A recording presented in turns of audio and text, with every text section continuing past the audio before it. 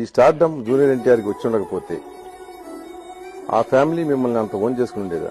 పోనండి, నేను హీరోని కాదు, నేను ఎక్కడో బిజినెస్ చేసుకుంటున్నాను, ఓ బిజినెస్ స్టార్ట్ చేశాను, సడన్ గా బిజినెస్ లో బాగా రేజ్ అయిపోయాను.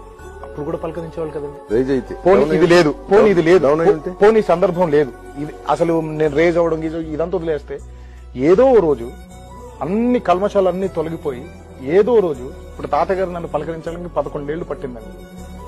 మేబీ మా బాబాయిలు, మేబీ మా అత్తలు కానివ్వండి, మా పిన్నులు కానివ్వండి, వాళ్ళకు కూడా పలకరించడానికి టైం పట్టేదేమో. ఆయనకు 11 ఏళ్లు పట్టింది, వీళ్ళకి 26 ఏళ్లు పట్టేదేమో. సో స్టార్డమ్ వల్ల తొందరగా ఎప్పటికైనా కలిసేవాళ్ళమేమో, కలవకపోయి ఉండొచ్చేమో. బట్ అంటే ప్రతిదీ కూడా అండి మనం నెగిటివ్ గా తీసుకోకుండా పాజిటివ్ గా తీసుకున్నాం అనుకోండి, దిస్ నో పెయిన్, అంతా బాగుంటుంది. ఎవరి మీద మనకు కోపం, నాకు ఇప్పటికీ చెప్తున్నాను, ఇది అనుభవాన్ని బట్టి వచ్చింది. ఏమో నాకు అసలు మా బాబాయ్ ఎవరంటే కోపం లేదు, వాళ్ళకి నేనంటే కోపం లేదు. అనుభవంలోకి వస్తే కానీ తత్వం బోధపడదంట.